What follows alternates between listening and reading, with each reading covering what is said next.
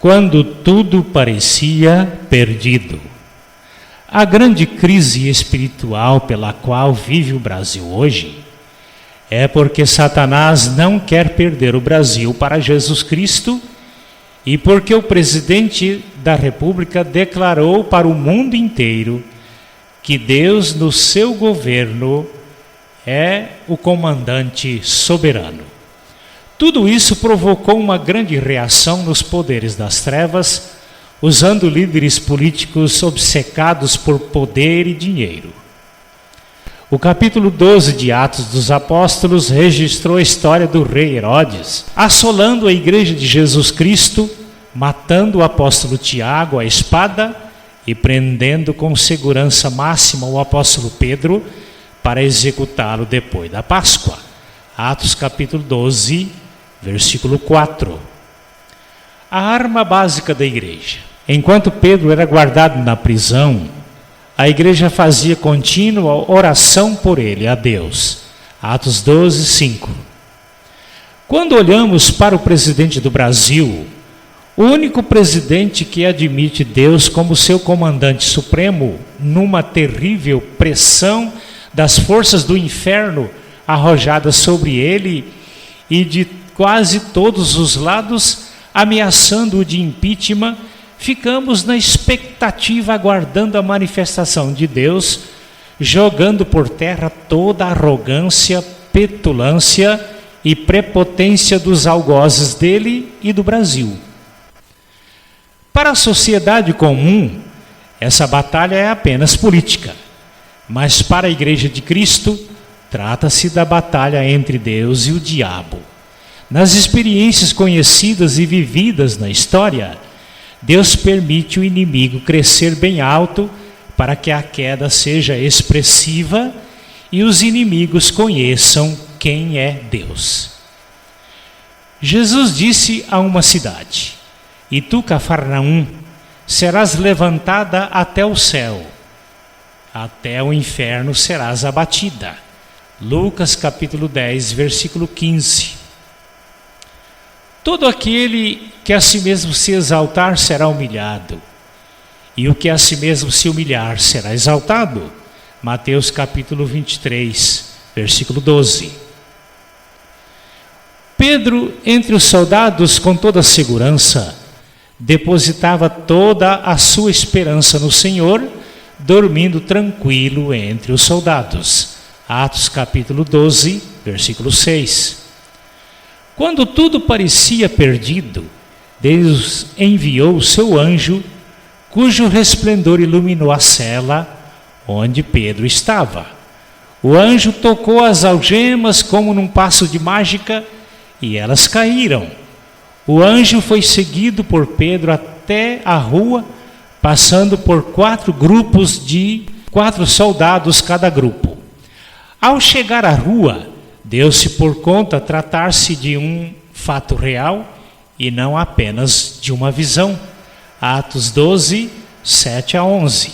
Pedro foi liberto e continuou seu ministério quando tudo parecia perdido. Paulo e Silas na prisão com os pés no tronco. Após libertar uma jovem usada pelo demônio da prosperidade, e os gananciosos por dinheiro, percebendo que seus lucros haviam cessado, prenderam os apóstolos, Paulo e Silas, com os pés no tronco. Os apóstolos, ao invés de lamentar o infortúnio, cantavam e oravam a Deus. Quando tudo parecia perdido, Deus enviou um terremoto na prisão, usando Paulo e Silas para a conversão cristã do carcereiro. Atos capítulo 16, versículos 26 a 35. A Bíblia está cheia de exemplos como esses. O do profeta Elias, dando a volta por cima sobre 850 profetas da idolatria, quando tudo parecia perdido. 1 Reis capítulo 18. Os 3 jovens hebreus, não cedendo à imposição idólatra de Nabucodonosor, foram lançados na fornalha ardente. Quando tudo parecia perdido, Jesus Cristo aparece no meio do fogo entre eles, não permitindo que nenhum fio de seus cabelos fossem tostados. Daniel capítulo 3, versículos 24 a 28. Deus não livrou os 3 jovens hebreus da fornalha, mas livrou-os na fornalha. Uma experiência semelhante à do Brasil político hoje.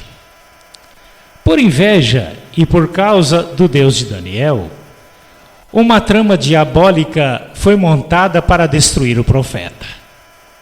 Daniel, mesmo sabendo das ameaças de morte que pairavam sobre ele, continuou dedicando momentos devocionais e de oração a Deus. Foi lançado aos leões. Quando tudo parecia perdido, Deus enviou seu anjo, o qual fechou a boca dos leões, não permitindo que ele fizesse qualquer dano. Depois, todos os inimigos políticos de Daniel foram lançados aos mesmos leões, quando lhes caíram apenas os ossos do chão.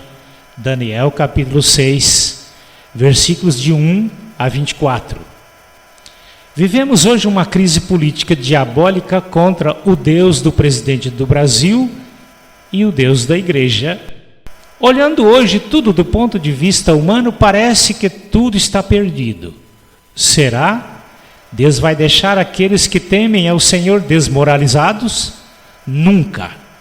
É só buscar ao Senhor com sinceridade e esperar a ação suprema de Deus.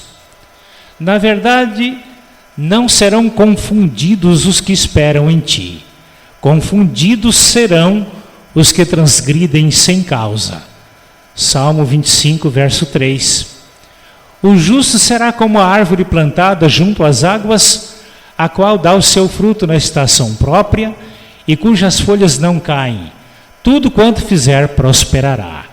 Não são assim os ímpios, mas são como a palha que o vento dispersa. Pelo que o Senhor conhece o caminho dos justos, mas o caminho dos ímpios perecerá. Salmo 1, versículos 3 a 6. Quando tudo parece perdido, Deus entra com a sua providência. Esperemos, pois, sempre no Senhor. O Brasil pertence a Deus.